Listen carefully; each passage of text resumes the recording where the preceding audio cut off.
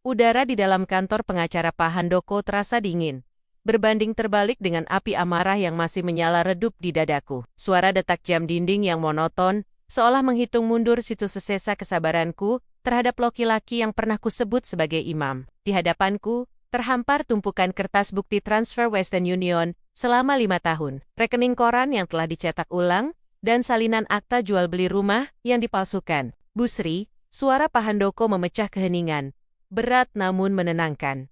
Ia membetulkan letak kacamata bacanya. Bukti pemalsuan tanda tangan ini sangat kuat. Budi tidak hanya bisa kehilangan hak asuh atau harta gonogini, tapi dia bisa masuk penjara karena tindak pidana penipuan dan penggelapan. Apakah ibu yakin ingin melanjutkannya sampai ke sana? Aku menatap lembaran kertas itu. Di sana tertera tanda tangan yang menyerupai namaku di atas dokumen penjualan rumah. Rumah yang kubangun dengan keringat, air mata, dan rasa rindu yang tertahan selama ribuan hari di Amerika. Rumah yang seharusnya menjadi istana bagi ibuku di masa tuanya. Aku menarik napas panjang, menghirup aroma kertas tua, dan pengharum ruangan beraroma kopi. Bayangan wajah Mbok Sumi yang kurus kering di gubuk rayot kemarin kembali melintas. Rasa ibaku pada Budi sudah mati, dikubur bersamaan dengan saat ia mengusir ibuku seperti pengemis.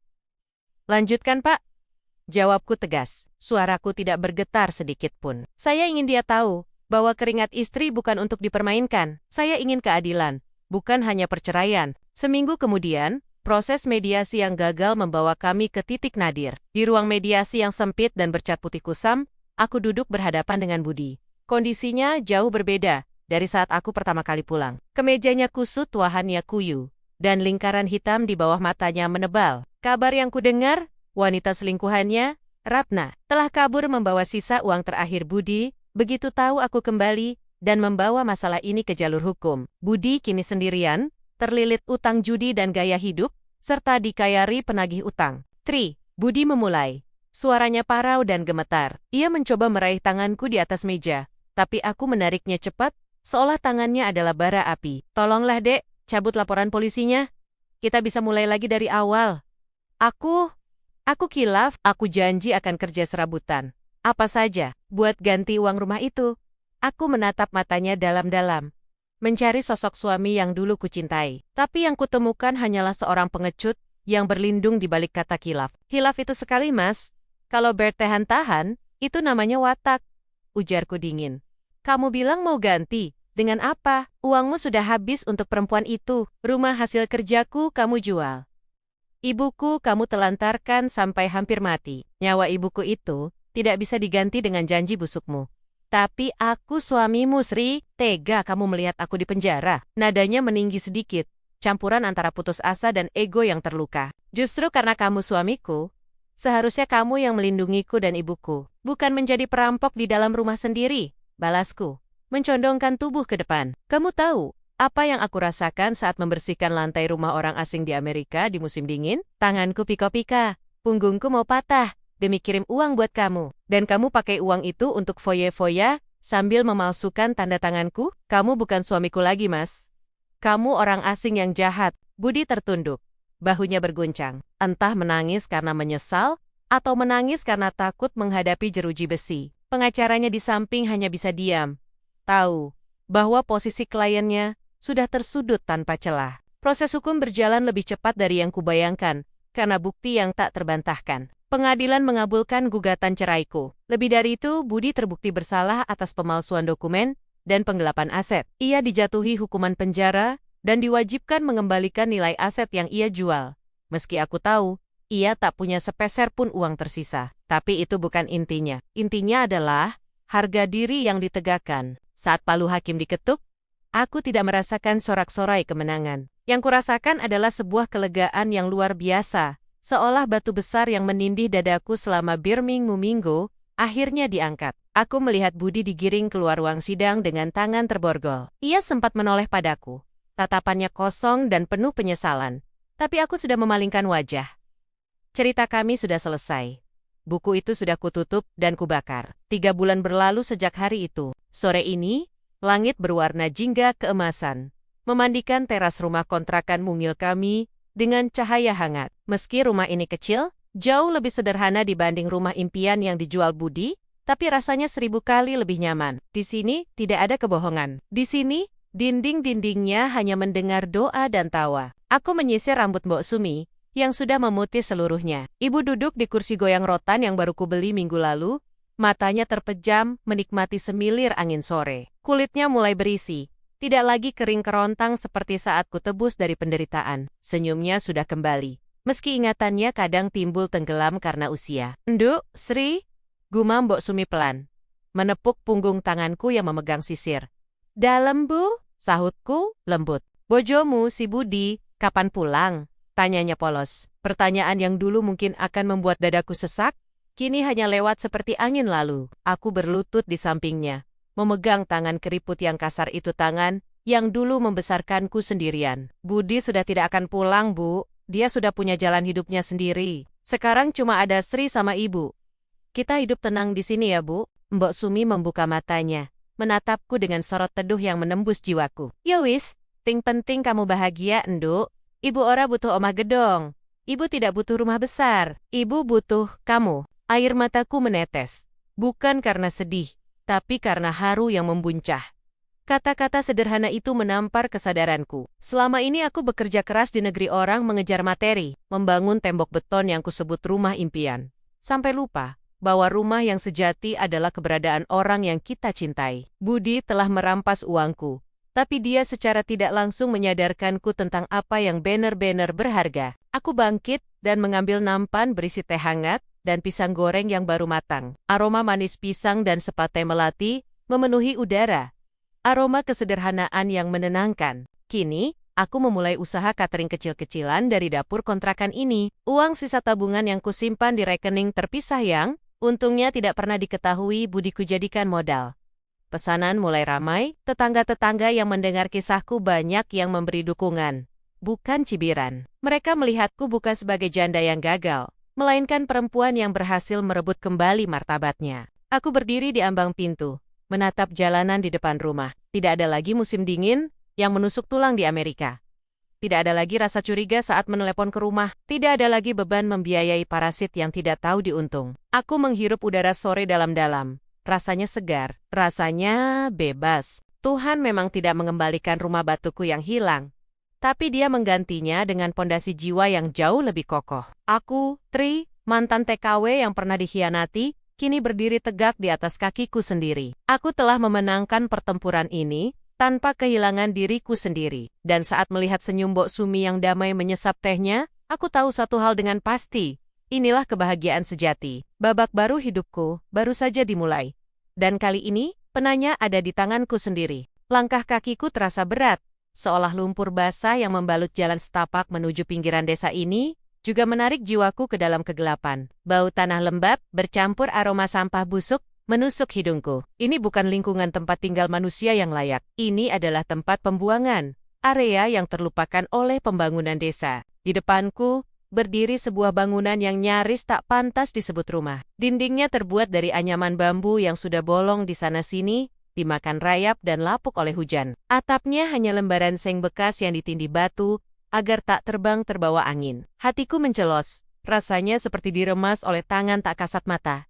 Napasku tercekat. Apakah benar ini tempat ibuku tinggal? Wanita yang melahirkanku, yang demi membahagiakannya, aku rela menjadi babu di negeri orang selama bertahun-tahun? "Ibu," suaraku bergetar, nyaris tak terdengar, tertelan oleh suara jangkrik yang mulai bersahutan di sore yang mendung. Aku mendorong pintu reot yang berderit menyedihkan. Di dalam, kegelapan menyambutku. Hanya ada seberkas cahaya matahari senja yang menerobos masuk melalui celah dinding, menyinari sosok Ringki yang terbaring di atas dipan kayu, beralaskan tikar pandan yang sudah koyak. "Siapa? Siapa itu?" Suara itu lemah, serak, diiringi batuk kering yang menyayat hati. Aku menghambur memeluk sosok itu. Tubuhnya tinggal tulang berbalut kulit. Aroma minyak angin dan apek menguar dari baju kebaya lusuh, yang dikenakannya baju yang sama, yang aku belikan 5 tahun lalu, sebelum berangkat ke Amerika. "Ibu, ini Sri, Bu. Sri pulang." Tangisku pecah seketika. Pertahananku runtuh. Tangan keriput yang gemetar itu meraba wajahku. Matanya yang sudah rabun menyipit, berusaha mengenali kontur wajahku dalam remang cahaya. "Enduk, Gusti Allah, Sri, kamu benar pulang, Du?" "Iya, Bu. Maafkan Sri telat. Aku menciumi tangannya yang kasar dan dingin. Ibu kira ibu akan mati sendirian di sini, tanpa melihatmu lagi, bisiknya. Air mata mengalir dari sudut matanya yang keruh. Suamimu, Budi bilang, kamu tidak akan pulang. Dia bilang, kamu sudah lupa sama ibu. Darahku mendidih. Kalimat itu membakar sisa-sisa kesedihan, menjadi amarah yang menyala-nyala. Budi bukan hanya mencuri hartaku, dia mencoba membunuh harapan ibuku. Budi bohong, Bu. Tri tidak pernah lupa. Uang yang Sri kirim, semuanya untuk ibu, untuk rumah kita. Ujarku sambil menahan gejolak di dada. Ibu menggeleng lemah. Tatapannya kosong menatap langit-langit gubuk yang bocor. Rumah sudah tidak ada, Nduk. Budi menjualnya. Dia bilang untuk bayar utangmu di Amerika, lalu ibu dibawa ke sini. Katanya sementara, tapi dia tidak pernah datang lagi. Utangku? Aku tidak pernah punya utang sepeser pun. Setiap dolar yang kukirimkan adalah hasil keringat darah, membersihkan toilet orang asing, menahan dinginnya salju, dan menelan rindu yang menyakitkan. Dan dia berani memfitnahku untuk menutupi kebusukannya, setelah memastikan ibu meminum sedikit air, dan menyelimutinya dengan kain yang kubawa dari tas punggungku. Aku beranjak berdiri. Aku menitipkan ibu pada tetangga gubuk sebelah, seorang janda tua yang baik hati, dan berjanji akan segera kembali membawa dokter dan makanan. Sekarang, ada satu urusan yang harus kuselesaikan. Malam ini juga. Dengan meminjam motor bekas milik tetangga jauh yang mengenalku, aku membelah jalanan desa. Informasi dari tetangga tadi cukup jelas. Budi tidak pergi jauh. Dia mengontrak sebuah rumah tembok yang cukup bagus di kecamatan sebelah. Hidup nyaman, seolah tanpa dosa. Setibanya di depan rumah kontrakan bercat hijau muda itu, aku melihat sebuah sepeda motor sport baru terparkir di teras. Motor yang harganya puluhan juta. Hatiku semakin perih. Itu uangku, itu keringatku. Tanpa mengetuk, aku menggedor pintu depan dengan keras. Budi, keluar kamu! Hening sejenak. Lalu terdengar suara langkah kaki tergesa. Pintu terbuka, menampakkan wajah Budi. Dia terlihat lebih gemuk, kulitnya bersih, mengenakan kaos polo bermerek, dan celana jeans yang masih kaku. Bau parfum murahan menyeruak dari tubuhnya. Wajahnya pucat pasi saat melihatku berdiri di ambang pintu dengan mata menyalang. Sri, matanya terbelalak, seolah melihat hantu. Kapan kamu sampai? Kok tidak kasih kabar? Kasih kabar? Aku tertawa getir, melangkah masuk tanpa permisi, memaksanya mundur, supaya kamu bisa bersiap menyusun kebohongan baru. Di mana rumahku, Budi? Di mana uang yang kukirim setiap bulan selama 5 tahun ini? Budi tergagap. Matanya liar mencari alasan. Dengar dulu, Sri. Itu bisnisku bangkrut. Aku butuh modal. Aku jual rumah itu untuk menutupi kerugian. Demi kita juga. Demi kita, potongku tajam. Lalu kenapa ibuku kamu buang ke gubuk reot? Kenapa kamu bilang aku punya utang? Bisnis apa yang kamu jalankan? Sampai harus mengorbankan nyawa orang tua. Sebelum dia sempat menjawab, seorang wanita muda keluar dari kamar tidur. Dia mengenakan daster sutra pendek, rambutnya basah, dan wajahnya dipoles. Make up tebal. Mas Budi, siapa sih ribut-ribut? Ganggu orang istirahat saja. Duniaku seakan berhenti berputar detik itu juga. Wanita itu menatapku dari atas ke bawah, dengan tatapan meremehkan, lalu melirik Budi dengan manja. Gelang emas berderincing di pergelangan tangannya. Emas yang berkilau di bawah lampu neon ruang tamu itu, seakan mengejek tangan kasarku yang penuh kapalan akibat kerja keras. Aku menatap Budi, menuntut penjelasan. Budi tidak lagi tampak takut. Kehadiran wanita itu seolah memberinya keberanian palsu. Dia menegakkan punggungnya, membuang topeng suami baik yang selama ini dipakainya di telepon. Yah, ini Rina, kata Budi dengan nada defensif, seolah menantangku. Istri siriku, istri siri. Suaraku tercekat. Lututku lemas, tapi aku memaksakan diri tetap berdiri tegak. Jadi, selama aku membanting tulang di Amerika, membersihkan kotoran orang, menahan lapar demi hemat, kamu di sini bersenang-senang dengan wanita ini. Kamu yang salah, Sri, bentak Budi tiba-tiba. Wajahnya memerah. Dia mulai melancarkan serangan balik. Taktik manipulatif yang kini ku kenali dengan jelas. Kamu pergi terlalu lama. 5 tahun, Sri. Aku ini laki-laki, aku butuh kebutuhan biologis, aku butuh perhatian, kamu cuma kirim uang. Tapi kamu tidak ada di sini melayaniku sebagai istri. Melayanimu, air mataku menetes. Bukan karena sedih, tapi karena jijik. Aku pergi karena kita miskin, Budi. Karena kamu tidak mau kerja keras. Aku pergi supaya kita bisa punya rumah. Supaya ibuku hidup layak di masa tuanya. Dan kamu bilang aku salah. Uang itu hakku sebagai suami.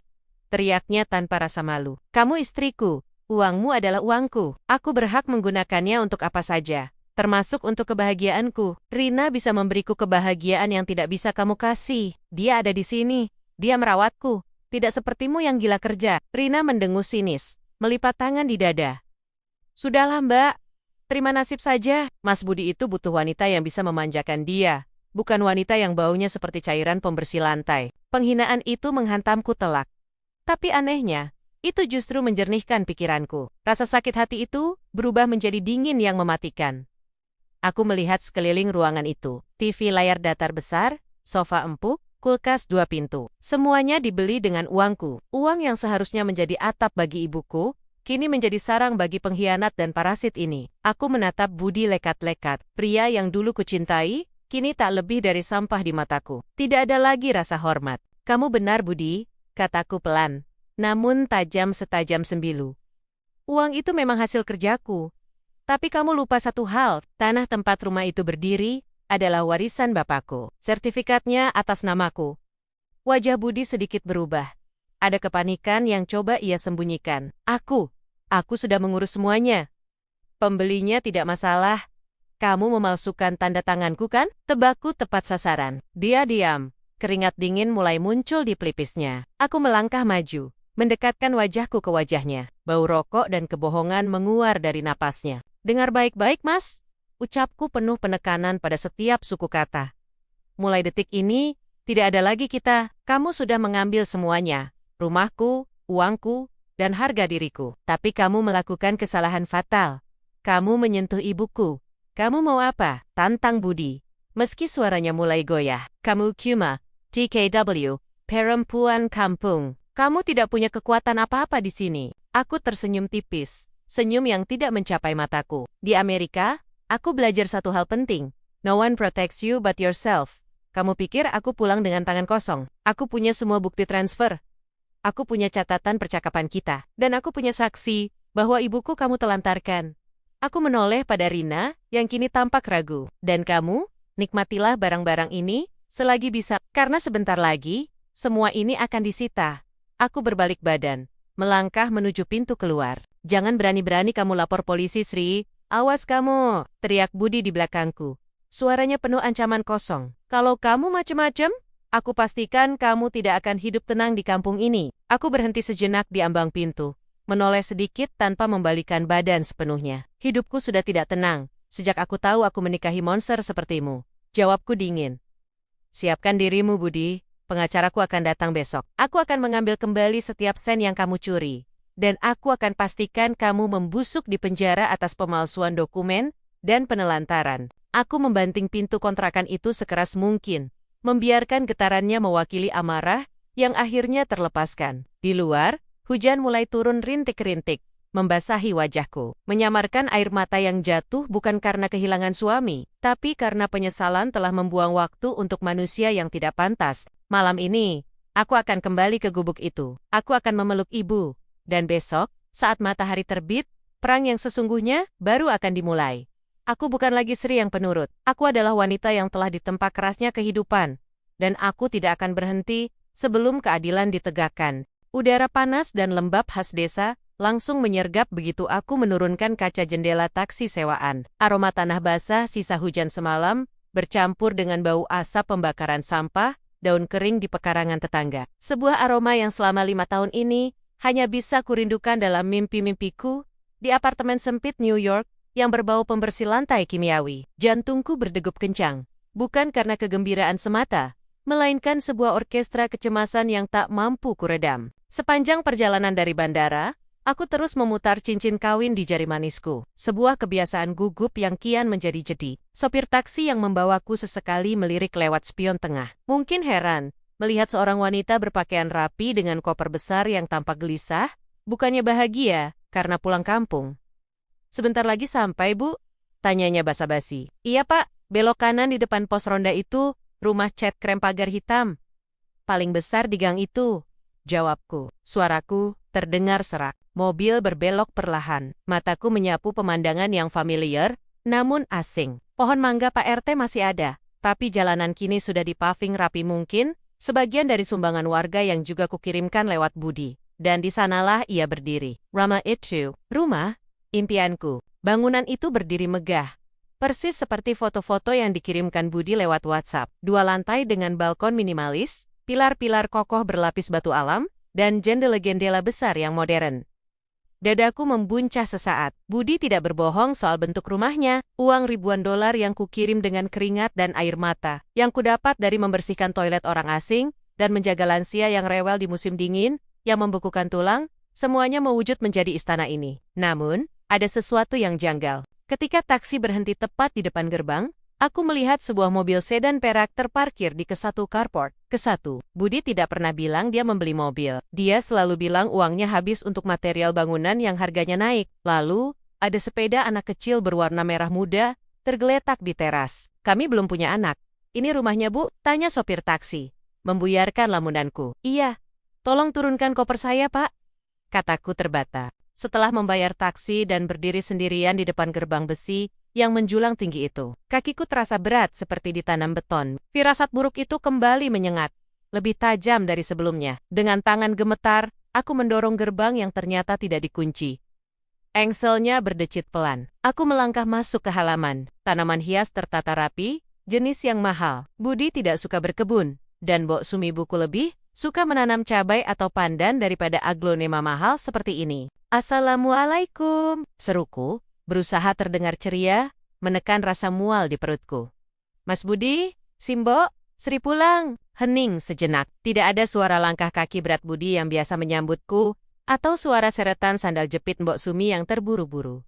Pintu utama terbuka. Senyumku sudah siap mengembang, namun seketika membeku dan retak perlahan. Seorang wanita muda, mungkin usianya akhir 20-an, berdiri di ambang pintu. Ia mengenakan daster batik yang bagus, rambutnya digulung ke atas dengan jepit modern. Wajahnya asing. Dia menatapku dengan kerutan di dahi. Tatapan yang menyiratkan rasa terganggu. Bukan keterkejutan melihat kerabat. Cari siapa ya, Mbak? Tanyanya ketus. Aku mundur selangkah. Menelan ludah yang terasa pahit. Maaf. Saya Sri, istrinya Mas Budi. Ini rumah saya. Wanita itu tertawa kecil. Tawa yang kering dan meremehkan. Dia melipat kedua tangannya di dada. Budi. Tidak ada yang namanya Budi di sini. Mbak salah alamat mungkin? Tidak mungkin salah. Suaraku mulai meninggi. Panik mulai merambat naik ke tenggorokan. Ini alamatnya benar. RTO5RWO2 Rumah Tingkat Cat Krem. Saya yang membangun rumah ini. Saya baru pulang dari Amerika. Wanita itu mendengus. Wajahnya berubah menjadi sinis. Dengar ya, Mbak. Saya tidak tahu siapa itu Sri atau Budi yang Mbak cari. Tapi rumah ini milik suami saya, Pak Handoko. Kami membelinya 6 bulan yang lalu. Resmi. Sertifikat hak milik sudah atas nama suami saya. Duniaku berhenti berputar. Dibel. Dibeli, bisikku. Kakiku lemas seketika. Koper di tanganku terlepas dan menghantam paving block dengan suara gedebuk yang keras. Tidak mungkin. Itu tidak mungkin. Mas Budi bilang, renovasi baru selesai bulan lalu. Saya kirim uang tiap bulan. Itu bukan urusan saya. Potong wanita itu tajam. Dia memegang gagang pintu, hendak menutupnya. Silakan pergi dari halaman saya, atau saya panggilkan satpam kompleks. Tunggu, ibuku. Di mana ibuku? Mbok Sumi. Aku berteriak histeris. Air mata mulai membanjiri pipi tanpa bisa kutahan. Aku maju mendekati teras. Putus asa. Di mana Mbok Sumi? Dia tinggal di sini. Orang gila, gumam wanita itu. Lalu membanting pintu kayu jati yang tebal itu tepat di depan wajahku. Bam! Bunyi pintu yang tertutup itu menggema di kepalaku. Lebih menyakitkan daripada tamparan fisik. Aku berdiri terpaku menatap serat kayu pintu itu. Napasku memburu. Tak mampu mencerna realitas. Ini pasti mimpi buruk. Aku pasti ketiduran di pesawat dan bermimpi buruk. Enduk? Enduk Sri? Sebuah suara lirih memanggil dari arah samping pagar. Aku menoleh perlahan. Leherku terasa kaku. Di balik pagar tanaman pembatas dengan rumah sebelah, berdiri seorang wanita paruh baya, dengan daster lusuh. Bu Marni, tetangga lama kami. Wajahnya pucat. Matanya memancarkan rasa iba yang mendalam. Jenis tatapan yang diberikan orang kepada korban kecelakaan tragis. Aku menyeret kakiku mendekati pagar pembatas. Bu Marni, suaraku pecah. Bu, tolong bilang ini bohong. Kenapa ada orang asing di rumahku? Di mana Mas Budi, di mana Simbok? Bu Marni celingukan sebentar. Memastikan tidak ada orang lain yang mendengar. Lalu memberi isyarat agar aku mendekat. Tangannya yang kasar, meraih tanganku yang dingin lewat celah pagar. Genggamannya erat, gemetar. Ya Allah, Gusti, Enduk Sri. Kenapa kamu pulang dadak begini? Bisik Bu Marni. Matanya mulai berkaca-kaca. Bu, jawab saya. Di mana rumah saya? Kenapa orang itu bilang rumah ini sudah dijual? Aku mencengkeram tangan Bu Marni. Kuku mungkin melukainya saking kencangnya. Tapi aku butuh pegangan. Kalau tidak, aku akan ambruk ke tanah. Bu Marni menunduk, air mata menetes di pipinya yang keriput. Ia menarik napas panjang, seolah berat sekali untuk mengeluarkan kata-kata itu.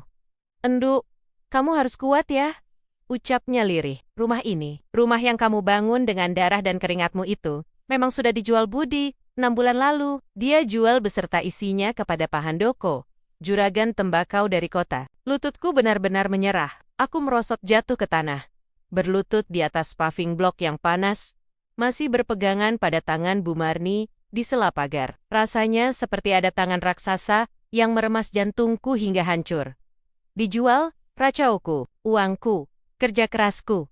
Tapi Bu, Simbo, kalau rumah dijual, Simbo tinggal di mana? Budi bawa Simbo pindah ke kontrakan yang bagus kan? Dia bilang Simbo sehat, Simbo senang. Wajah Bu Marni berubah menjadi ekspresi kemarahan dan kesedihan yang bercampur aduk. Ia menggeleng pelan, sangat pelan, seolah tak tega menghancurkan sisa-sisa harapanku. Budi itu iblis, Enduk, desis Bu Marni. Suaranya bergetar menahan amarah. Dia tidak membawa Mbok Sumi.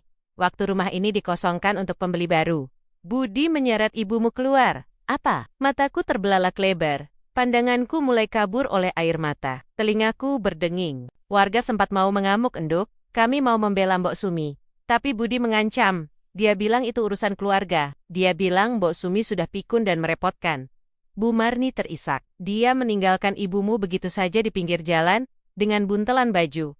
Jeritan tertahan lolos dari mulutku. Bayangan ibuku, Mbok Sumi yang renta, yang kakinya sering sakit karena rematik, diseret keluar dari rumah yang dibangun anaknya sendiri, oleh menantunya sendiri. Rasa sakitnya bukan lagi di dada, tapi menyebar ke seluruh sel tubuhku, membakar setiap saraf. Sekarang Simbo di mana, Bu? Tanyaku dengan sisa tenaga. Suaraku nyaris tak terdengar. Pak RT dan warga akhirnya membuatkan gubuk enduk di tanah tak bertuan di pinggir desa, dekat kebun bambu. Kami bergantian kirim makanan. Tapi kondisi Mbok Sumi, Bu Marni tak sanggup melanjutkan kalimatnya. Dia sakit-sakitan, Enduk. Tiap hari dia memanggil namamu. Tri bakal pulang. Tri bakal bikin rumah bagus buat Simbo. Begitu terus katanya. Mendengar itu, jiwaku serasa dicabut paksa dari raga. Segala pengorbananku di Amerika menahan rindu, menahan lelah, menahan hinaan majikan, semuanya kulakukan demi satu tujuan. Membahagiakan ibu dan suami. Dan kini, suami yang kugadang-gadang sebagai imam, justru menjadi algojo bagi ibuku. Aku bangkit berdiri. Rasa lemas itu perlahan berganti menjadi sesuatu yang lain. Sesuatu yang panas, gelap, dan menuntut pembalasan. Aku menyeka air mataku dengan kasar. Tidak ada gunanya menangis di depan pagar rumah orang asing ini. Dan Budi? Tanyaku dingin. Tatapanku lurus menembus Bu Marni. Di mana bajingan itu sekarang? Bu Marni tampak takut melihat perubahan ekspresiku. Dia sering terlihat di kota Enduk, di perumahan elit baru di sana. Kabarnya, dia tinggal sama istri mudanya, perempuan yang sering dia pamerkan pakai uang kirimanmu. Rahangku mengeras, hingga gigiku gemerutuk. Jadi bukan hanya rumah, bukan hanya uang, tapi harga diriku dan nyawa ibuku. Dia pertaruhkan demi nafsu bejatnya. Kebohongan yang dia susun selama bertahan-tahan begitu rapi, laporan palsu, foto-foto palsu, kasih sayang palsu di telepon. Aku meraih koperku kembali. Beratnya tak seberapa dibanding berat amarah yang kini kupanggul. Terima kasih Bu Marni, kataku datar, tanpa emosi. Kamu mau kemana, Nduk? Mampir dulu, minum dulu. Saya mau jemput ibu saya, potongku. Aku tidak menoleh lagi ke arah rumah megah bercat krem itu. Rumah itu kini tak lebih dari monumen kebodohanku, monumen kegagalanku sebagai seorang anak dan istri yang terlalu percaya. Aku menyeret koperku menjauh, menyusuri jalan desa yang berdebu. Tujuanku, satu gubuk di pinggir desa. Langkahku cepat, didorong oleh rasa bersalah yang mencekik dan kerinduan yang menyakitkan. Langit di atas desa mulai mendung, seolah turut merasakan badai yang sedang berkecamuk di dalam dadaku. Aku tidak akan berhenti, aku tidak akan istirahat, sampai aku memeluk kaki ibuku dan meminta ampun. Lalu setelah itu aku akan membuat perhitungan dengan Budi. Setiap langkah yang kuambil Menjauh dari rumah mewah itu, semakin besar tekad yang membara di hatiku. Dia pikir, aku hanyalah wanita bodoh yang bisa diperah uangnya dari seberang benua. Dia pikir aku tidak akan pulang. Dia salah besar. Tri yang pergi 5 tahun lalu, mungkin gadis desa yang polos. Tapi Sri yang pulang hari ini, adalah wanita yang ditempa kerasnya, hidup di negeri orang. Aku akan menemukanmu, Budi, dan kau akan menyesal pernah dilahirkan. Namun sekarang, hanya satu yang ada di pikiranku. Simbo, tunggu Sri, Mbok, Sri pulang.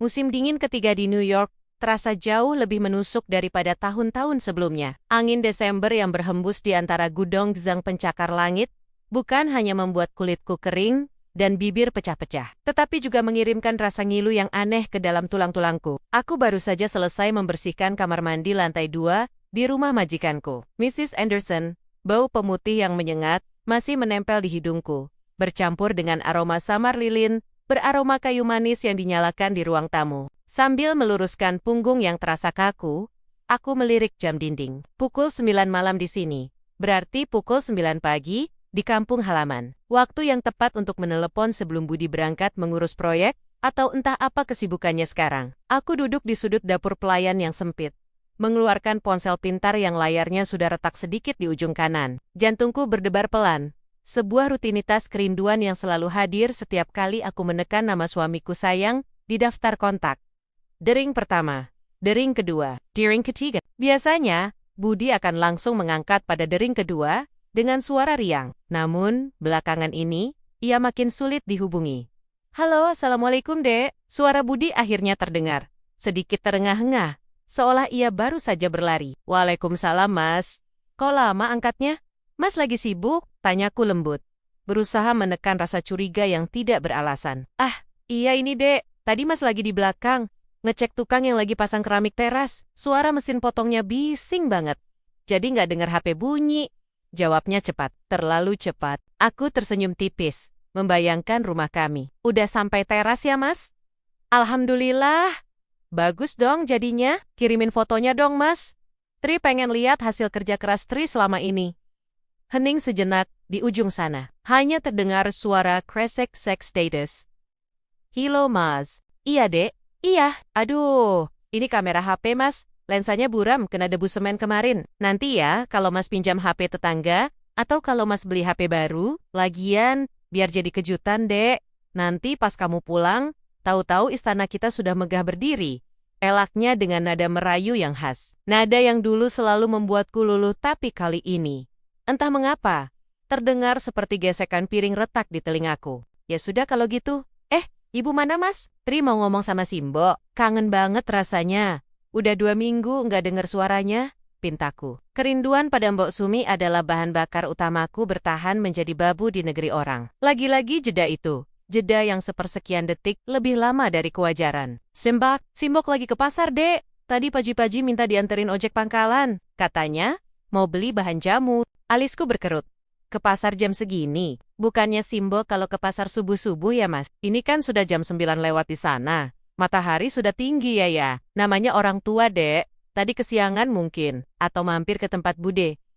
Udahlah, jangan khawatir.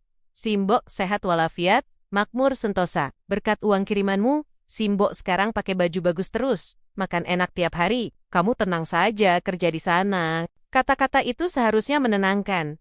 Tetapi justru meninggalkan rasa pahit di lidahku. Mas, uang yang kemarin 15 juta itu sudah dipakai buat beli kayu jati untuk kusen kan? Sudah, beres Dek, kualitas terbaik. Pokoknya rumah kita bakal jadi yang paling mentereng satu desa. Oh iya Dek, suara Budi berubah memelas. Nadanya merendah. Ini tukang cat minta panjar lagi.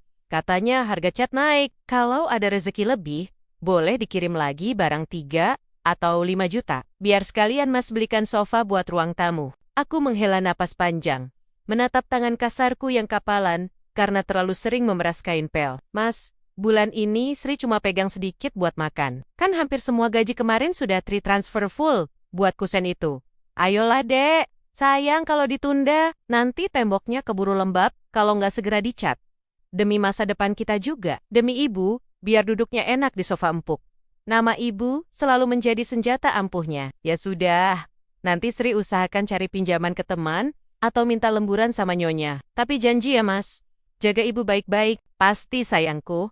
kamu istri paling solehah. Ya sudah ya, Mas mau lanjut ngawasin tukang. Assalamualaikum. Sambungan terputus sebelum aku sempat membalas salamnya sepenuhnya. Aku menatap layar ponsel yang gelap dengan perasaan gundah. Ada sesuatu yang tidak sinkron. Cerita Budi terasa seperti sebuah naskah yang dihafal namun tidak dihayati. Hari-hari berlalu menjadi minggu. Dan minggu bergulir menjadi bulan. Kegelisahan itu tumbuh seperti gulma liar di hatiku. Setiap kali aku meminta bicara dengan ibu, selalu ada alasan. Ibu sedang tidur, ibu sedang pengajian, ibu sedang di kamar mandi, ibu lupa menaruh HP-nya. Tidak sekalipun dalam 3 bulan terakhir, aku mendengar suara wanita yang melahirkanku itu. Puncaknya terjadi pada suatu malam di bulan Februari, salju turun lebat di luar, menimbun jalanan New York dengan warna putih yang membekukan. Aku baru saja menerima bonus dari Mrs. Anderson karena membantunya menyiapkan pesta ulang tahun anaknya. Perasaan rindu dan cemas bercampur aduk, membuatku nekat menelepon nomor rumah tetangga sebelah. Pak RT, yang dulu sering kumintai tolong jika pulsaku habis. Ini tindakan impulsif. Aku tahu Budi akan marah jika tahu aku mengeceknya lewat orang lain. Halo, Pak RT. Sapaku gemetar. Waalaikumsalam. Loh, ini Neng Sri ya? Yang di Amerika. Suara tua Pak RT terdengar kaget. Inggih Pak, maaf mengganggu malam-malam waktu Indonesia. Anu Pak, Sri cuma mau tanya. Ibu Sumi sehat kan? Kok Sri hubungi ke rumah susah terus ya? Hening panjang terjadi di seberang sana. Suara jangkrik terdengar samar dari latar belakang telepon Pak RT. Jantungku seperti berhenti berdetak. Pak? Anu, Nang Sri. Suara Pak RT terdengar ragu, berat, dan penuh beban. Suami Neng Sri, si Budi, bilang kalau Mbok Sumi dibawa berobat ke kota, ke tempat saudaranya. Rumah memang sering kosong. Saya kurang tahu pastinya Neng. Jarang ketemu Budi juga. Jawaban itu diplomatis, tapi nada bicaranya menyiratkan sesuatu yang disembunyikan. Pak RT tidak biasanya tergagap, dan sejak kapan Mbok Sumi punya saudara di kota yang bisa menampungnya berbulan-bulan? Saudara ibu semua ada di kampung sebelah. Terima kasih Pak, ucapku lirih, lalu mematikan telepon. Tubuhku merosot ke lantai karpet kamarku yang dingin. Ada kebohongan di sini. Aku bisa mencium baunya, lebih tajam dari bau sampah New York di musim panas. Budi bilang ibu di rumah, sehat, makan enak. Pak RT bilang, ibu dibawa ke kota. Budi bilang renovasi sedang berjalan ramai dengan tukang. Pak RT bilang, rumah sering kosong. Aku membuka galeri foto di ponsel, menatap foto terakhir yang dikirim Budi 2 bulan lalu. Tumpukan pasir dan batu bata di halaman depan. Aku memperbesar gambar itu, menelitinya inci demi inci. Mataku menyipit melihat tanggal yang tertera di koran bekas pembungkus gorengan yang tergeletak di atas tumpukan bata itu. Tanggalnya, tanggal tahun lalu. Darahku mendesir naik ke kepala. Foto itu, foto lama. Selama ini aku bekerja 16 jam sehari, membersihkan kotoran orang lain, menahan hinaan, menahan dingin, menahan lapar demi menghemat setiap dolar, dan Budi membohongiku dengan foto lama. Malam itu, aku tidak bisa tidur. Bayangan wajah ibu yang tirus terus menghantui. Firasat seorang anak tidak bisa dibohongi. Aku merasa ibu sedang memanggilku. Merintih dalam kesunyian yang tidak bisa kutembus lewat telepon. Pukul 3 pagi, aku bangun dengan keputusan bulat. Tekadku sudah mengeras seperti beton. Aku menyalakan laptop bekas yang kubeli dari pasar loak, membuka situs maskapai penerbangan. Jariku gemetar saat melihat harga tiket sekali jalan ke Jakarta. Mahal itu hampir seluruh tabungan daruratku yang tersisa di rekening sini. Tapi uang bisa dicari lagi. Ibu tidak. Tanpa memberitahu Budi, tanpa pesan, tanpa peringatan, aku mengklik tombol beli. Aku pulang mas, bisikku pada layar laptop yang menyala dalam gelapnya kamar. Aku akan lihat sendiri istana yang kamu janjikan itu. Dan kalau sampai ada satu goresan saja di kulit ibu. Air mataku menetes, bukan karena sedih, tapi karena amarah yang mulai membakar keraguan di hati. Laporan-laporan manis itu sudah cukup. Sandiwara jarak jauh ini harus diakhiri. Aku akan pulang untuk menghadapi kenyataan. Sepahit apapun itu, koper tua di atas lemari kuturunkan dengan kasar. Besok aku akan bicara pada Mrs. Anderson. Lusa, aku akan terbang membelah benua, kembali ke tanah air, untuk menuntut jawaban. Resleting koper itu berbunyi nyaring, memecah kesunyian subuh yang masih menyelimuti desa kami. Suara itu terdengar seperti jeritan kecil yang menandakan perpisahan. Aku terdiam sejenak, menatap tumpukan baju lusuh yang kini tersusun rapi di dalam tas besar berwarna hitam itu. Hanya ini yang bisa kubawa, sisanya kenangan, kehangatan, dan separuh jiwaku harus kutinggalkan di rumah berdinding anyaman bambu ini. Angin pagi menerobos masuk dari celah jendela yang tak rapat, membawa aroma tanah basah dan embun yang biasanya menenangkan. Namun kali ini justru membuat dadaku sesak. Dinginnya menusuk, tapi tak sedingun perasaanku saat harus melangkah keluar dari pintu ini. Sudah siap, Sri? Suara Mas Budi membuyarkan lamunanku. Suamiku itu berdiri di ambang pintu kamar, mengenakan sarung dan kemeja koko yang kancing paling atasnya terlepas. Wajahnya tampak lelah. Mungkin karena ikut bergadang menemaniku mengepak barang semalam. Atau mungkin seperti yang kuharapkan, karena ia juga berat melepasku. Aku mengangguk pelan, memaksakan senyum yang terasa kaku di bibir. Sudah, Mas, tinggal pamit sama Simbo. Mas Budi mendekat, lalu meraih kedua tanganku. Genggamannya hangat dan kasar, tangan seorang pekerja yang selama ini berusaha. Meski hasilnya tak pernah cukup untuk mengangkat derajat kami. Ia menatap mataku dalam-dalam. Tri, kamu hati-hati di sana ya. Jangan pikirkan apa-apa di sini, fokus saja kerjanya. Mas janji, Mas akan jaga Simbok sebaik mungkin. Rumah ini, ia menoleh ke sekeliling ruangan yang suram, menatap langit-langit yang sudah mulai lapuk. Rumah ini akan kita bangun jadi istana buat kamu, pas kamu pulang nanti. Kata-kata itu bagaikan mantra penguat. Rumah impian, sebuah tempat berteduh yang layak, di mana atapnya tak bocor saat hujan deras, dan lantainya bukan lagi tanah yang dikeraskan. Sebuah tempat di mana Simbo bisa menghabiskan masa tuanya dengan nyaman, tanpa harus tidur meringkuk menahan dingin. Mas janji ya, suaraku bergetar. Uang yang Sri kirim nanti, tolong langsung dipakai buat beli material. Jangan ditunda. Tri rela kerja jadi babu di negeri orang asal Mas dan Simbo, bisa hidup enak. Sumpah Tri, demi Allah, jawab Mas Budi meyakinkan. Lalu mengecup keningku lama. Aku melangkah ke ruang tengah, tempat Mbok Sumi duduk di atas dipan kayu tua. Matanya yang sudah rabun menatap kosong ke arah pintu, tapi begitu mendengar langkah kakiku, ia menoleh. Guratan di wajahnya tampak semakin dalam, di bawah cahaya lampu minyak yang remang-remang. Mbok? Panggilku lirih. Wanita tua itu meraba-raba udara sampai tanganku menyentuh kulitnya yang keriput dan dingin. Seketika itu juga, pertahanan diriku runtuh. Aku bersimpuh di kakinya, membenamkan wajahku di pangkuannya, yang beraroma minyak kayu putih dan tembakau sirih. Isak tangis yang sejak tadi kutahan, akhirnya pecah. Nduk, Tri, suara Mbok Sumi parau. Tangannya yang gemetar mengelus kepalaku. Sing ati-ati yo. Nduk, jangan lupa sholat. Si Mbok di sini mendoakanmu siang malam. Maafin Tri, Mbok, Sri harus pergi jauh. Tri janji bakal bikin Mbok bangga. Nanti kalau Sri pulang, Mbok nggak usah tidur di kasur tipis lagi.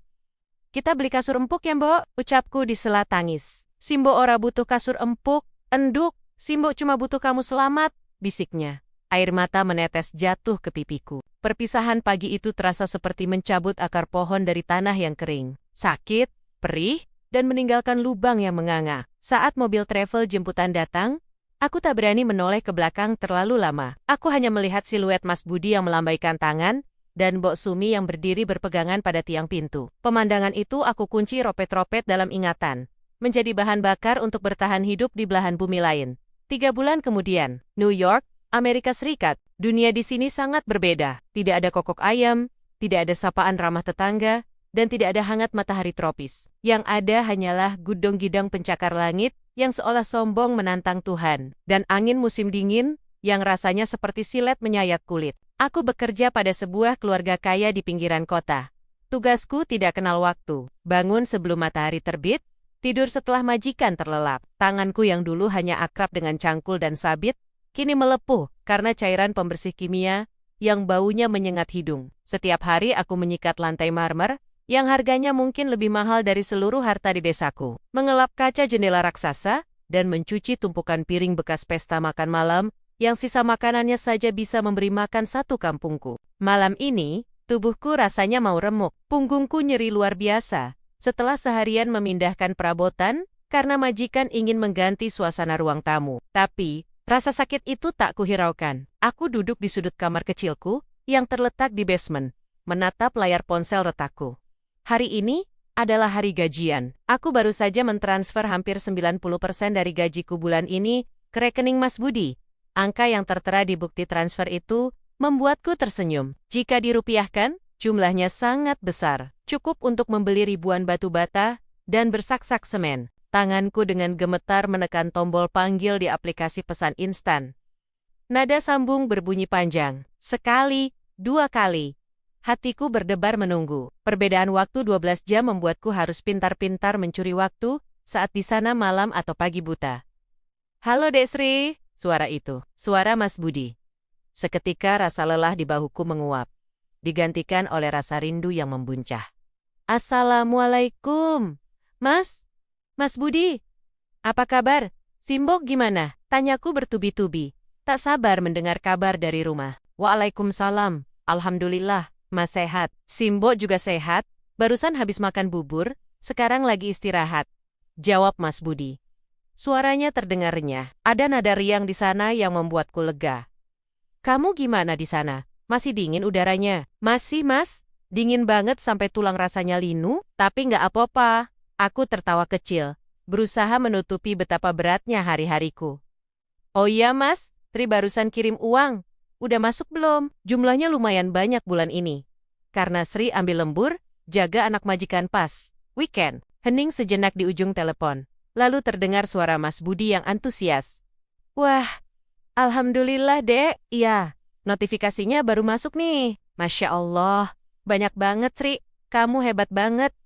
Pujian itu membuat pipiku hangat. Rasanya setiap tetes keringat dan air mata yang jatuh saat aku dimarahi majikan terbayar lunas. Langsung dibelanjain ya, Mas. Beli semen sama pasir dulu buat pondasi belakang. Terus atap kamar Simbok yang bocor itu, tolong didahulukan. Beres, Bos.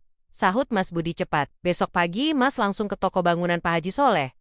Rencananya, Mas mau ganti kusen jendela depan juga pakai kayu jati. Biar gagah rumah kita nanti. Biar tetangga pada melongo, lihat rumah istri. Budi sukses di Amerika. Aku tersenyum membayangkan wajah bangga Mas Budi. Membayangkan para tetangga yang dulu meremehkan kami, kini akan melihat hasil kerja kerasku. Terserah Mas aja. Yang penting uangnya diatur yang benar. Simbok jangan sampai telat makannya. Obatnya juga. Tenant, Sri. Simbok itu prioritas nomor 1, Mas. Kemarin Mas beliin Simbok kebaya baru juga pakai uang kiriman bulan lalu. Seneng banget dia. Cerita Mas Budi. Cerita itu membuat mataku berkaca-kaca. Makasih ya, Mas. Tri jadi tenang kerjanya kalau Mas amanah begini. Ya harus amanah dong. Kan ini demi masa depan kita. Kamu di sana jaga kesehatan ya. Jangan terlalu irit makan.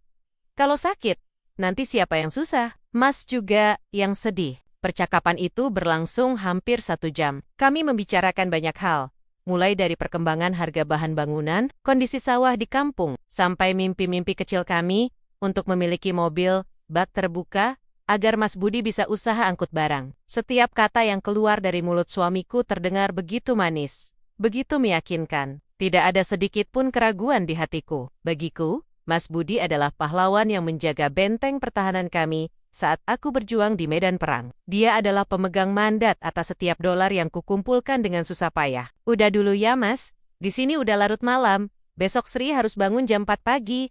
Pamitku dengan berat hati. Iya, Dek. Tidur yang nyenyak. Mimpi indah. I love you. Ucap Mas Budi. Iya, Mas. Assalamualaikum. Sambungan terputus. Kamar sempitku kembali sunyi. Aku merebahkan diri di kasur busa yang tipis, menatap langit-langit rendah di atasku. Di luar, suara sirine mobil polisi terdengar sayup-sayup, ciri khas kota besar yang tak pernah tidur. Aku memejamkan mata, membayangkan rumah kami di desa. Dalam bayanganku, tumpukan material bangunan sudah menggunung di halaman. Tukang-tukang bekerja dengan giat, dan Mas Budi mengawasi mereka sambil menyuapi Simbok makan siang. Bayangan itu begitu nyata, begitu indah. Sabar ya, Mas. Mbok, bisikku pada kegelapan. 2 tahun lagi. Cuma 2 tahun lagi, Sri akan pulang bawa kesuksesan. Malam itu aku tidur dengan senyum tersungging di bibir, memeluk erat guling kumalku. Aku tidak tahu bahwa di seberang samudra, realita tidak seindah lukisan yang kubuat di kepalaku. Aku tidak tahu apa-apa. Yang ku tahu hanyalah bekerja menjurum wong dan mempercayai suamiku sepenuh hati. Tekadku membaja, sekeras beton kota New York, tanpa menyadari bahwa beton pun bisa retak jika dihantam badai pengkhianatan yang tak terduga.